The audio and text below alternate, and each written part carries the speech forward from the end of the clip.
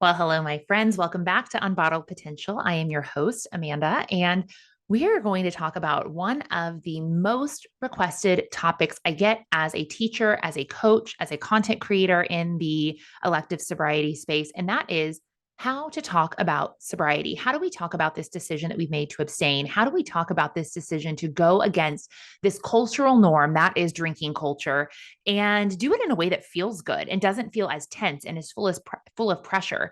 Because when you do something that is, I'm going to call on the cutting edge, it can often feel intimidating to talk about. And my clients, no matter if we've been working together a very short amount of time, this is their first kind of venture into the world of elective sobriety, or if they've been at this for a while, everyone seems to have this anxiety about talking about the fact that they've decided to abstain or they've decided to remove alcohol from our lives.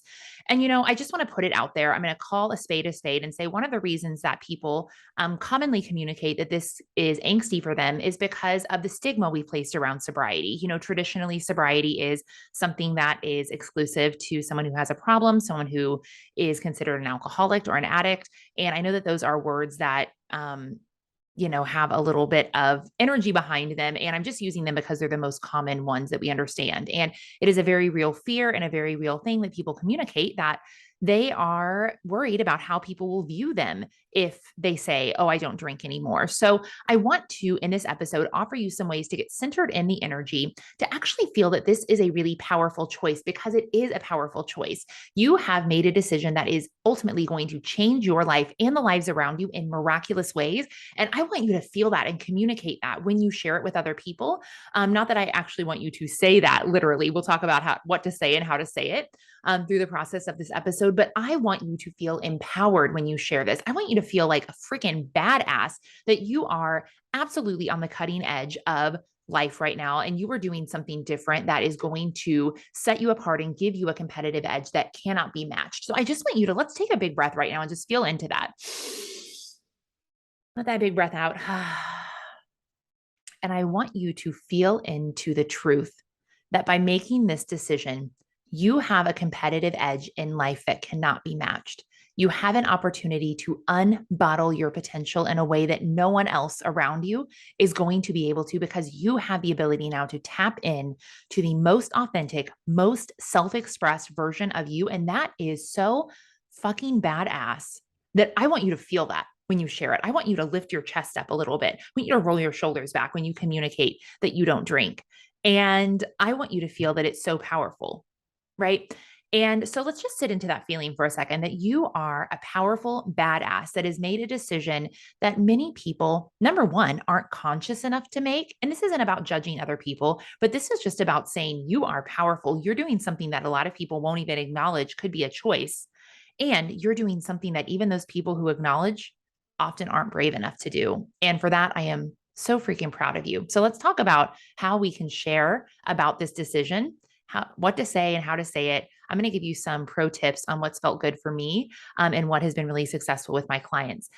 And first of all, I just want to say that you don't owe anyone an explanation. Okay. You do not owe anyone an explanation for what you choose to put into your body and not. Yet so often we feel compelled to explain ourselves. There's a great quote that floats out there that alcohol is the only drug you have to explain not using. You would never, refuse cocaine or meth or heroin and feel like you have to give an explanation for it, right? Yet with alcohol, it has been so socially accepted as something that we need and deserve to get along. It has been accepted widely as a social lubricant, as an emotional anesthetic. It is something that we're told is normal. Yet it is poison. Alcohol is ethanol mixed with sugar so that we can tolerate the taste, right? Yet it's a Band-Aid. It's a Band-Aid that is, it's a Band-Aid and a quick fix, basically. And people love quick fixes. And so I want to talk about how you can offer not an explanation, not a rationalization, not a moment of persuasion, but offer a really high vibe opportunity for people to think about this differently. Let's talk about it as an opportunity. This is not a moment of persuasion. It's a moment for you to offer people a different way to think. Okay.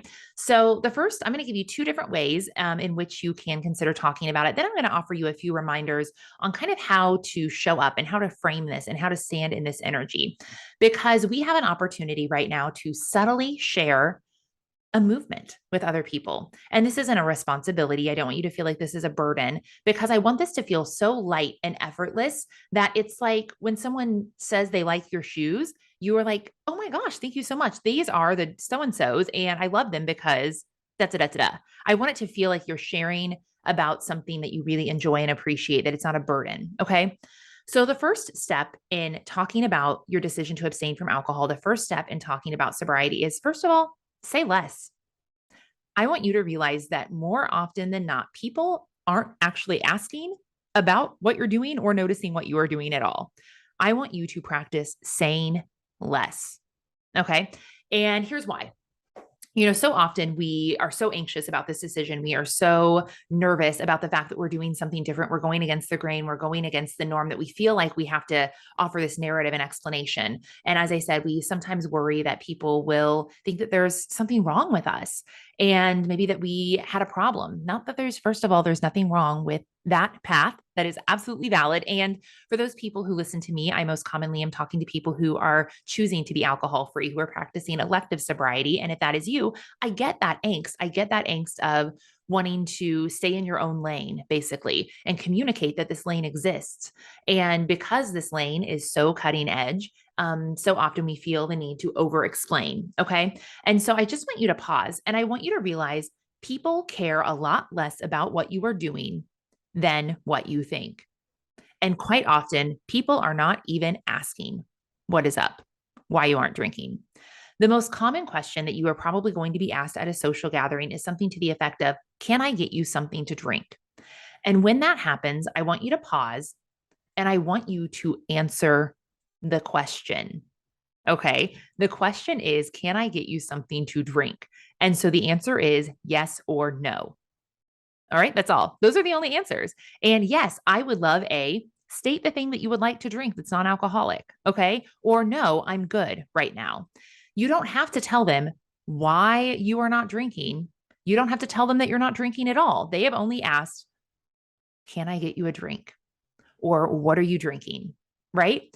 And when you overshare, you have just defined a boundary basically in your communication. So I want you to think about it as you are oversharing. You are offering too much information when you answer the question that wasn't asked. Okay. No one is asking you why you're not drinking. And if they do, we'll follow that up in step 2.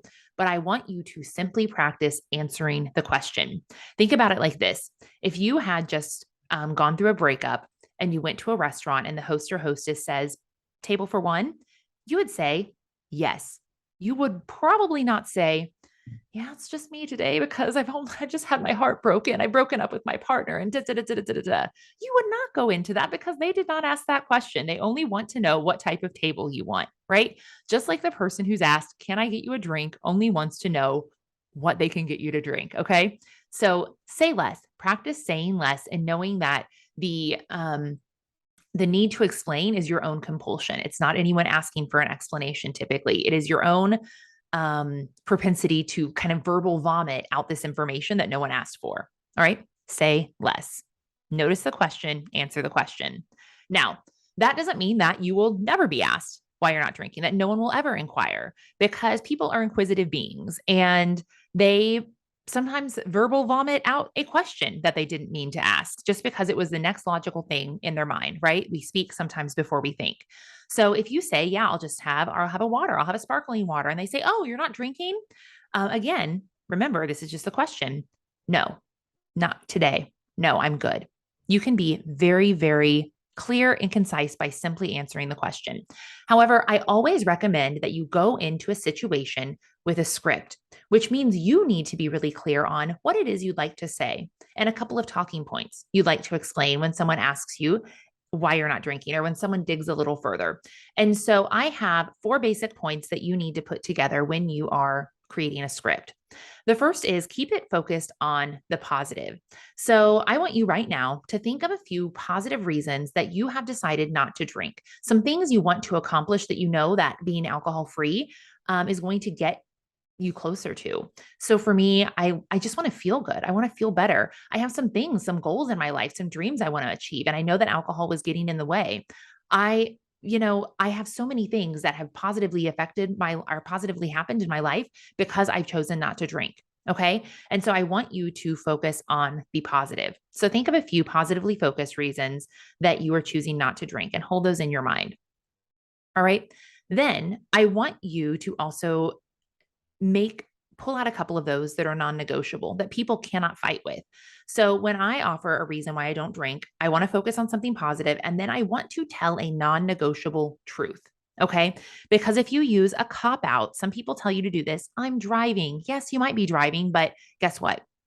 A persuasive friend can convince you to have just one or convince you to get an Uber. I don't know how many times I was driving, quote unquote, and I ended up just leaving my car where it was because I went from intending to, I'll just have one to having one too many. So tell a non negotiable truth.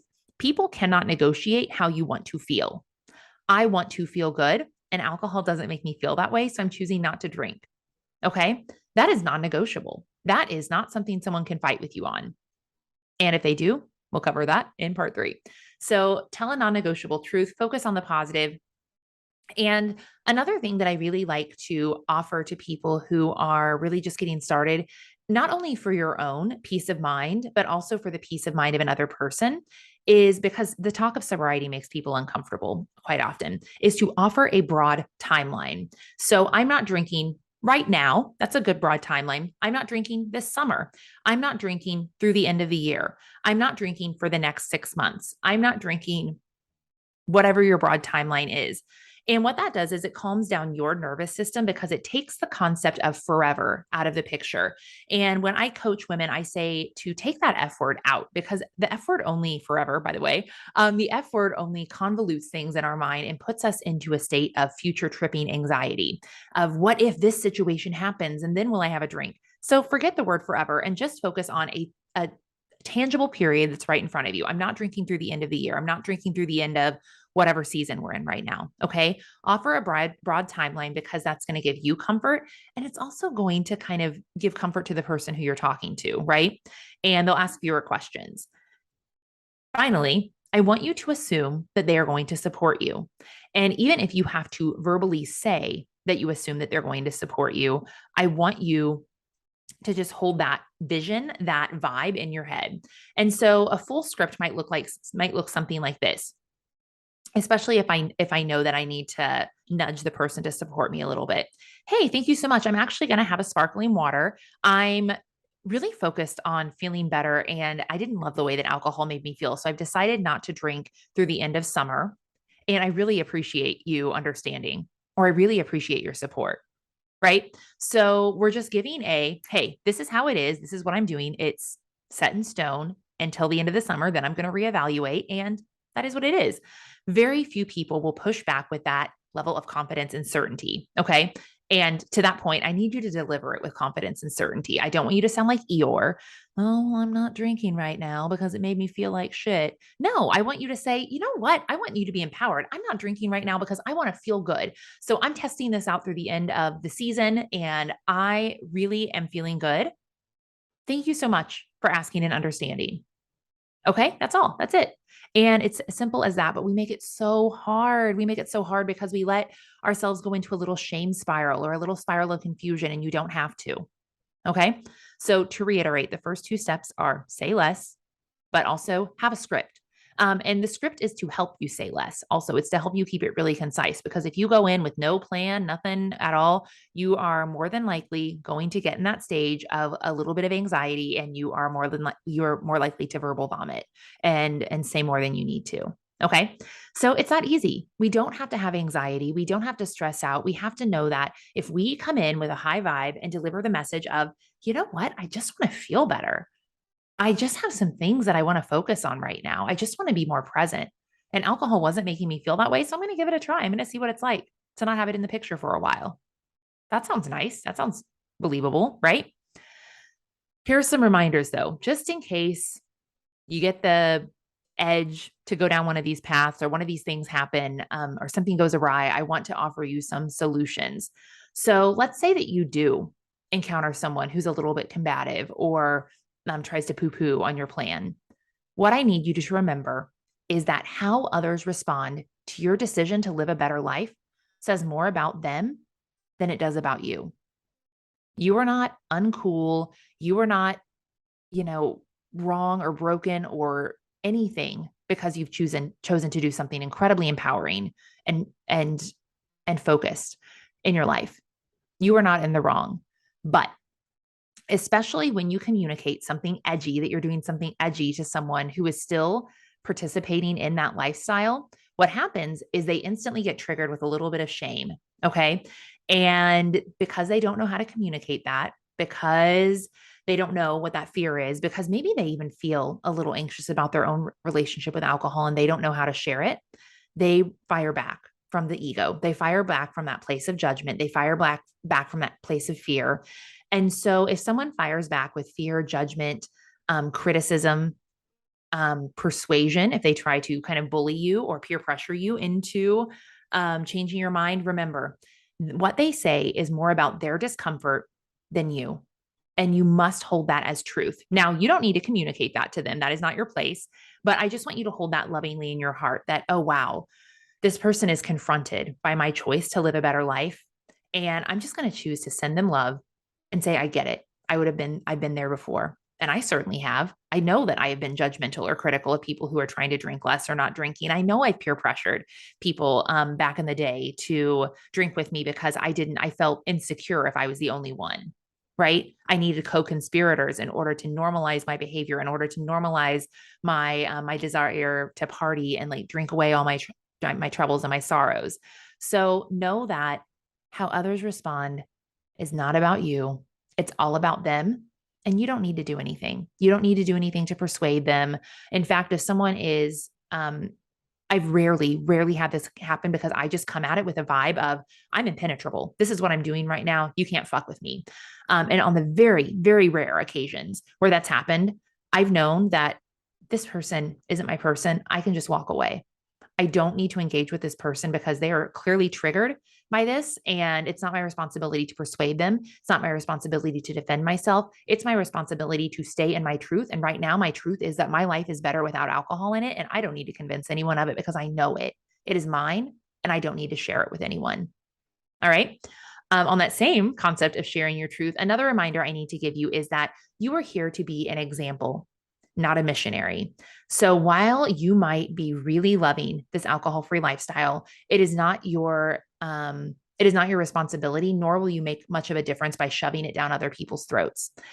Now, you will probably have a lot of people who are curious and they are inquiring and asking more questions, but I want you to wait for people to ask before you offer more information. I don't want you to become the dare officer out on the street talking about the evils of alcohol, talking about how it's poison, really shoving the truth. Yes, it is true. But some people aren't ready for that truth. And if you come at them with the truth too hard, too fast, they'll actually put up a wall. So what I want you to be aware of is that you are not a missionary spouting out the evils of alcohol or talking about this lifestyle. You are there as an example. And an example is a little more subtle. An example is there for people to see who want to see it. So also know that some people are going to be drawn to this example, right? And they're going to be drawn to you. And they will, maybe not sometimes with the best bedside manner, but they will want to dig in and ask more questions. So I want you to hold in your heart that when people inquire and ask for more, that they're not doing it to catch you or make you, catch you in some sort of embarrassing moment or to judge you. I want you to consider that people who are asking about your decision to abstain are actually curious and they're maybe looking for something in you that can expand them into new possibility. So I just want you to share the positive things when people ask, when people inquire more. I want you to feel into that energy and say, maybe this person isn't judging me. Maybe this person has a little vision in their heart and they are asking me for more information. They're asking me to elaborate. And this is an opportunity to pause and be more discerning with your response than having every question someone asks you be an attack, right? So I want you to actually assume that so many of the questions that people are asking you are actually them begging you quietly and subtly to expand their horizons into new possibility. In which case, that's why it's so important to talk about your lifestyle with a positive focus, right? Because more people are persuaded with possibility, with a dangle of a carrot, than they are with being browbeaten. And so and motivated through pain. So I want you to just to offer them an insight into the pleasure, even if you the pleasure that you feel initially is very slight and very slow to come. Finally, there are, especially being out on social media, on TikTok or Instagram or wherever you get your social media inspiration, there are a lot of people who do these really funny kind of reels and little bits that are really snarky about why they're not drinking. And they really focus on the negative. And I want you to remember that from a manifestation mindset, that we are what we say we are. And so every time you respond with snark, you do two things. You reinforce the negativity in your own life. So if you, really talk about what a hot mess you were when you were drinking and all of these negative aspects, you're just reinforcing that heavier part of yourself. And I want you to focus on the possibility again. So instead of saying, well, you should have seen what a mess I was when I was drinking, I want you to focus on, I just want to feel better. I want to feel better and be more connected with people. Focus on those aspects when you talk about it. Because you're going to feel better and more high vibe when you communicate in that high vibe way. And people are going to have a different response to the way that you communicate. And also, when we respond with snark, what we ultimately do is we put up a boundary that actually it isn't a boundary, it's a wall. We put up a wall to where we make this conversation less accessible to others. When we fire back and get defensive, you start to build up a disconnection between the other person. A Course in Miracles, of which I am a student and teacher, has this beautiful phrase, in my defenselessness, my safety lies. And I want you to remember that ultimately you are safe. You are safe to have this conversation. The right people who want to have this conversation with you in the right way are going to be drawn to you.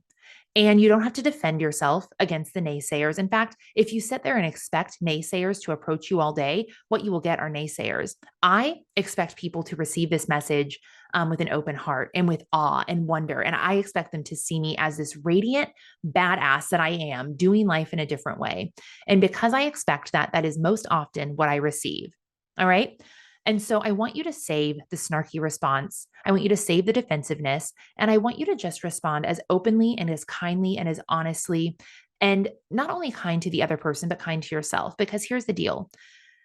I don't want you to feel like I'm putting a burden on you, but I want you to know the deep possibility that you hold as someone who is on the cutting edge, as someone who is a leader. That doesn't mean you have to step up and do, what I'm doing and be a voice, a prominent voice in this movement, but know that the little ways in which you talk about your decision to abstain can make massive, massive difference in the lives of others. If you choose to talk about this in a way that is lighthearted, that is positively focused, you open the door for others to consider this lifestyle. If you look and act miserable and defensive, you are just communicating to others that this is a miserable lifestyle that you will always have to be defending yourself to others with. That's why I remind you that you don't have to say much at all. And the way that you approach it, the way that you expect people to receive your information, the information that you're going to share with them that you are not drinking, it's really going to impact the way that they respond.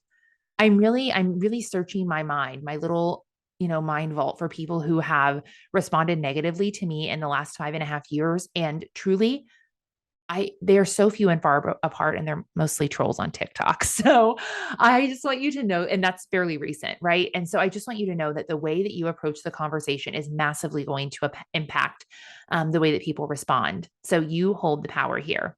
And that means first, I need you to get rooted in the positivity that is happening in your life, or that you believe that can happen. And allow me to be a mirror for that positivity. Even if you're not quite sure, look at my life and see. I have people tell me so often how on purpose and authentic and radiant I feel and look. And wow, what a freaking compliment, because that's why I set out on this journey in the first place, was to live more authentically. And if I can be a reflection of that possibility for you, hold that in your heart. Let me be a mirror of what is possible and hold that vision. Even if you don't quite feel it yet for yourself, let my own experience be a reflection to you that it's possible. Okay. And hold that as the ideal of what you want. The other things I wanted to offer are a couple of different phrases I like to use when talking about sobriety. I typically sway away from saying I am sober, just because there's a particular brand about sobriety and that people make assumptions about it. And who cares? Really, at the end of the day, who cares? But because I am intently trying to open up a new conversation that creates possibility for people who are drinking in that gray area, that creates a place of belonging for that particular type of person. I talk about sobriety in a couple different ways. I typically say I'm a non-drinker. I don't drink anymore. I am alcohol free. I'm electively sober, right? I typically use those types of phrases because they're novel. And then people usually ask a little bit more. They're like, oh, what do you mean? What's that?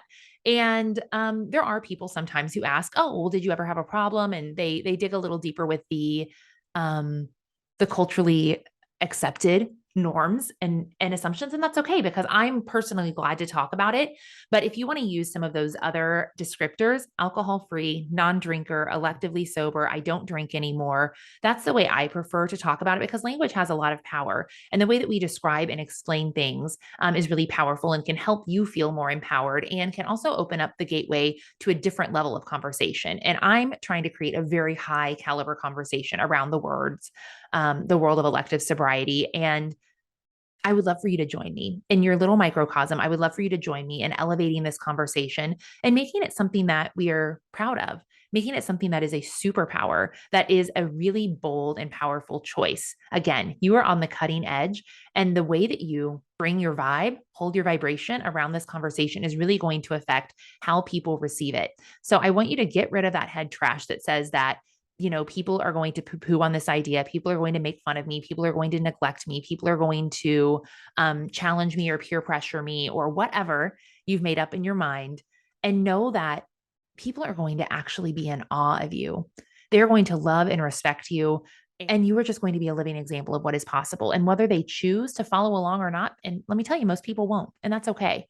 That is okay, because it is your job to stay in your own lane and to do what feels right for you, and to communicate that in the best, most positive, truthful, enlightened way possible. And so I hope that I have offered you a couple of new perspectives on how to talk about your relationship with alcohol, and the fact that you're changing it, the fact that you are electing to be sober in this time, and just some different ways to focus on this. I really think that you will see the ways in which people respond to you shift when you follow some of these guidelines. So give it a try. Let me know how it goes. I would love to hear about it in my DMs over on Instagram. That's the fastest way to reach me. And speaking of my DMs, if you would be so very kind to rate and review this podcast, specifically at the onset as we're getting started here, it is August 2022. And if you rate and review the podcast over on Apple before you submit it, take a little screenshot and shoot me that screenshot via DMs and Instagram, and I will invite you to an epic free live internet event that I'm hosting on August 30th, 2022. I'm going to teach, I'm going to elaborate and expand on some of my most frequently asked questions, and maybe even have a couple of surprises up my sleeve for you. So I would love for you to attend that free live event.